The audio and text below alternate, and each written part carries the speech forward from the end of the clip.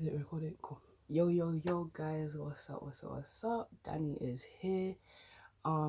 This is completely not planned, very spontaneous in the sense that I wasn't planning to record today. I have somewhere to be at 11 o'clock and it's coming up to 9:45. So this video is gonna be a real short one because your girl has to get somewhere, you know what I'm saying?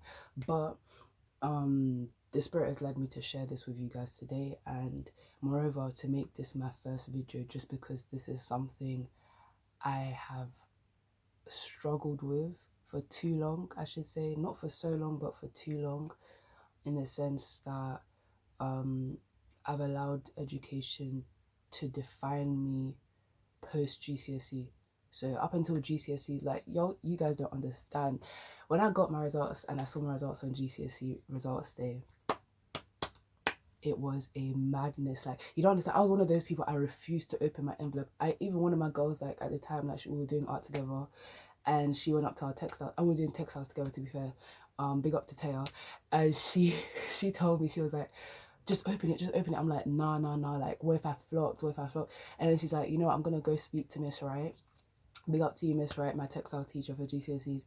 And she's like, I'll go talk to her and then see what she says, if you've done well or not. So I was like, okay, that's cool. So she went, she came back to me, she said that Miss Wright said you got what she expected you to get. And I was like, oh my goodness, now what does this mean? So anyway, I think around about that time, most people had already opened their results anyway, but around about that time I said, you know what, okay, fine. And I hid away and I opened it. And you don't understand, guys, like, me and my girls, we were running up and down the corridor, we were jumping out. Like, honestly, GCSE results day was one of the best days of my life. Then comes sixth form. Yay! And that's a whole testimony in itself. My sixth form experience is a whole testimony in itself. Those 2 years, although there were few, trials and tribulation is an understatement. Like, those are the hands down the hardest 2 years I've ever experienced in my life, for various reasons, which I shall not go into because, like I said, I have somewhere to run. But also, I'm just trying to keep the focus of the message, which is that grades don't define who you are. Grades don't define you at all. It's all lies. If you hear somebody talk grades, block your ears, get AirPods, whatever. Just block it out, because it's all lies. You cannot let something of this world define you, whether it's wealth, whether it's power, status, pride. You cannot let those things define you, because why? You will not reach your God-given purpose. You will not reach destiny by letting earthly things define you. And grades is one of those things.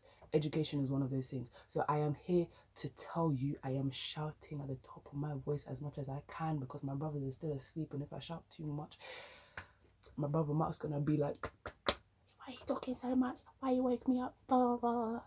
My other brother Josh, like, he's conked. There's no way he's waking up. But Mark, anyway, let's move on.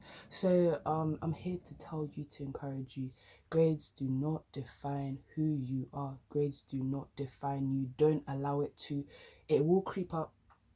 I can't promise you that. It will definitely creep up. Like, I can promise you that it will creep up, in the sense that that voice in your head that's saying, oh, do better, oh, you haven't done enough, oh, you're a failure. Those things will happen, guaranteed. We're human, what can we do? But all I'm trying to say is, don't let those voices dictate your mentality. Don't let those voices dictate how you approach your studies, you know what I'm saying? How you approach life in general, because it wasn't until I took a break at end of February that those words that I'm just saying, grades don't define you,